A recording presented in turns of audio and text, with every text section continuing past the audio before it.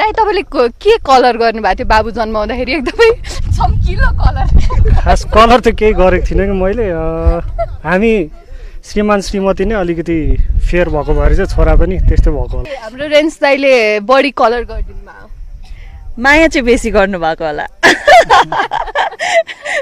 होइन? हजुरको शुभ नाम? सानिध्य फागो। हजुरको बुवाको नाम के हो? नाम भन्नु भनेको बाजे हो क्या मेरो हो बाबा रेनिस फागो। ए हजुर, मतलब बाबा भन्दाखेरि उता बुवा बुवा भन्दाखेरि हजुरबाले भन्नुहुन्छ। ओके दाइ तपाईँले के कलर गर्नुभएको थियो बाबु जन्माउँदाखेरि एकदमै चम्किलो कलर? खास कलर त केही गरेको थिइनँ कि मैले हामी श्रीमान श्रीमती नै अलिकति फेयर भएको भएर चाहिँ छोरा पनि त्यस्तै भएको होला हौ। ओके हाम्रो रमेश दाईको छोरा हुनुहुन्छ उहाँ, रेनिस दाईको सरी रेन्स दाईको छोरा हुनुहुन्छ उहाँ। अब यहाँबाट यही हो डेब्यू गर्दै हुनुहुन्छ, यो मन त मेरो नेपाली होबाटै? यो मन त मेरो नेपाली मुभीबाट चाहिँ यो राष्ट्रिय गाना भन्नाले राष्ट्रिय भावना बोकेको गाना भएर चाहिँ बाबुलाई पनि डेब्यू गराउँदैछु यहीबाट। बाबुलाई कस्तो लागिरहेछ यो माहौल? अनि पहिलोचोटि त्यो सुटिङ जब होइन तपाईँलाई क्यामेरा तपाईँको सुट भइसक्यो नि होइन कि छैन? छैन छैन, डर लागिरहेछ कि छैन? छैन। के अरे घरमा बाबाले कतिको प्र्याक्टिस गराउनु भएको छ यो कुराको लागि? छँदै छैन। मैले हिजो गराएको थिएँ त अलिअलि प्र्याक्टिसहरू तिमीलाई। बाबाले कलर मात्रै गर्नुहुन्छ? एडिटिङ पनि गर्नुहुन्छ अलि। त्यो एडिटिङमा चाहिँ फेरि पछि तपाईँलाई नै काटिदिनु भयो भने के गर्ने? खै एडिटर बाबा होइन भन न। न्यू मुभीको बाबा एडिटर होइन, कलेज मात्र। अनि हजुर यस्तो राम्रो चाहिँ कसरी हुनुभएको? बाबा र आमाले गर्दा। ए हो। अनि के अरे हजुरले सोध्नु भएको थियो म यति राम्रो छु हजुरहरूले मलाई जन्माउँदाखेरि के खानु भएको थियो भनेर? सोध्नु भएको छैन? अब सोध्नु नि त। मामु पनि आइदिनुहोस् त एकचोटि त्यो क्यामेरा खिच्न छोडेर। ए आउँछ मजाको टिममा।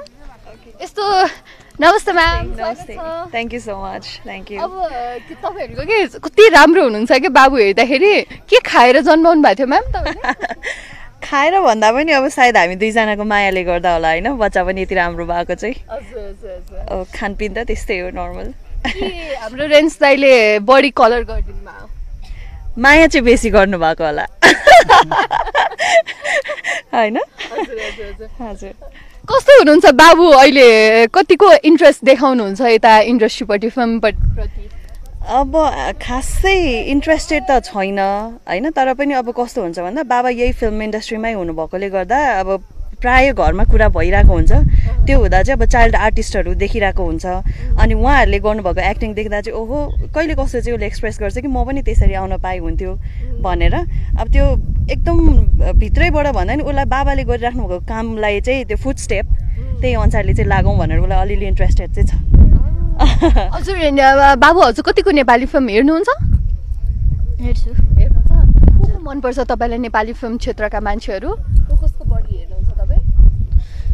त्यस्तो त तिमी कसको हेर्छौ प्राय भन त? सानोदेखि हेरेको प्रेम अङ्कल। प्रदीप बाबुलाई चाहिँ प्रदीप खड्का, उहाँलाई चाहिँ उसले प्रेम अङ्कलै भन्छ कि प्रेम गीतबाट उसले गर्दा फेरि प्रेम अङ्कल एभ्री टाइम। भनेपछि हजुरलाई प्रेम अङ्कल चाहिँ एकदम मनपर्छ? हजुर। उहाँसँग फिल्ममा काम गर्ने अफर आयो भने गर्नुहुन्छ? गर्नुहुन्छ? के भन्न मन छ प्रदीप खड्कालाई? तपाईँलाई चाहिँ भेट्नु भएको छ प्रदीप खड्का? प्रदीप खड्का एकदम मनपर्ने। हजुरले के भन्नुभएको थियो पहिलोचोटि प्रदीप खड्कालाई भेट्दाखेरि? पहिलोचोटि भेट्दा यादै छैन पछि भेट्दा प्रेम अङ्कल भन्छ उसले अहिले पनि भेट्दाखेरि।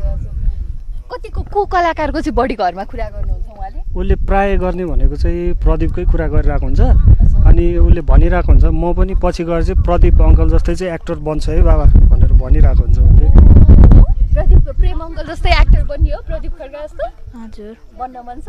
तपाईँ यस्तो लजाउनुहुन्छ अनि भोलि तपाईँको त प्रदीप खड्काका त फ्यान यति धेरै छन् होइन, अझ बढी केटीहरू फ्यान छन् अनि उहाँले त ह्यान्डल गर्नुहुन्छ नि त कुराले, अनि हजुर कसरी ह्यान्डल गर्ने? भोलि त केटीहरू तपाईँको त धेरै लाइन लाग्छ नि त। खै बिस्तारै पछि भएपछि बिस्तारै भन न। स्कुलमा कतिको केटीहरूले तपाईँलाई आई लभ यु भने कतिजनाले भने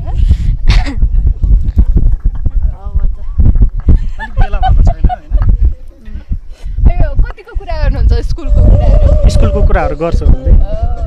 ओके, अन्तिममा बाबु के भन्नुहुन्छ हजुर? म असार 27 गते सबैजना यो मुभी हेर्नु होला। यो मन्थ मेरो यो नेपाली